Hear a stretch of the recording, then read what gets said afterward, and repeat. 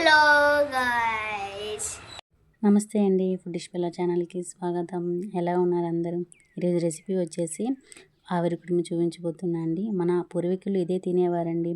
ఒకటి తింటే చాలు తస్తది కొండలైనా సరే పిండి చేసేస్తారు అంతే. నేటి ఉరుకుల పొరుగుల జీవితంలో మనం ఆరోగ్యకరమైన ఆహారపు అలవాట్లను మర్చిపోతున్నాం కదా.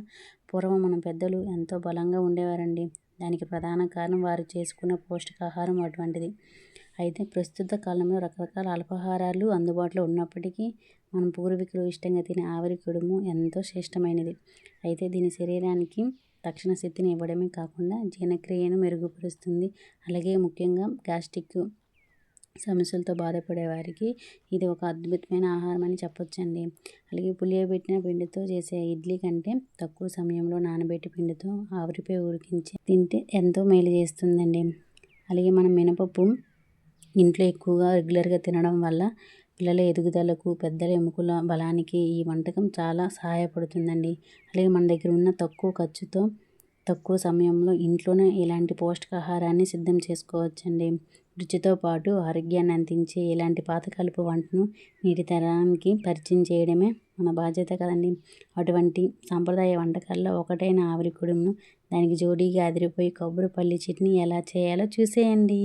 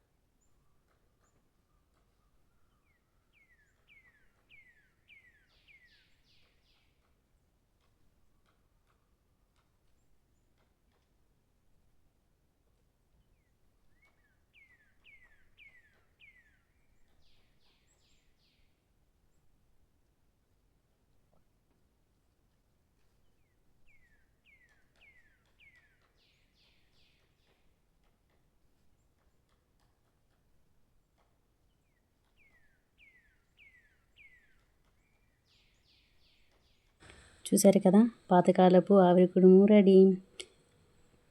మీకు కూడా నచ్చినట్లయితే తప్పకుండా మీ ఇంట్లో ట్రై చేయండి. ట్రై చేసి నా కామెంట్ సెక్షన్లో కామెంట్ చేయండి. అలాగే ఈ పాతకాలపు ఆవిరి కుడుము తింటే ఆరోగ్యానికి కూడా చాలా మేలు చేస్తుందండి. ప్లీజ్ తప్పకుండా ఇంట్లో ట్రై చేయండి. అలాగే మీకు నచ్చినట్లయితే లైక్ చేసి, షేర్ చేసి, సబ్స్క్రైబ్ చేసుకోండి. సపోర్ట్ చేయండి ఫ్రెండ్స్. బాయ్.